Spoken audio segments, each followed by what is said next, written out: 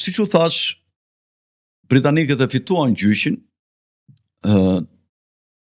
në lidhje me incidentin dhe u fajsua në gjykatën e Hagës, u fajsua Shqipëria, e cila nuk pranoi ta njifte fajin. Në gjykim, nga pala britanike mori pjesë prokurori i përgjithshëm i Britanisë së Madhe, Sir Hartley Shawcross.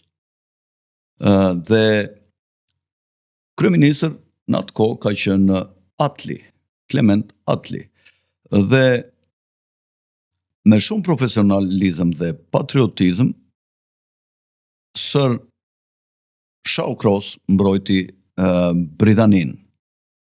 Dhe ai do t'i shkruante mbas përfundimit të gjyqit kryeministrit Attlee, duke i bërë indirekt një kritik që edhe ai kishte fajin në këtë incident që ndodhi, duke i thënë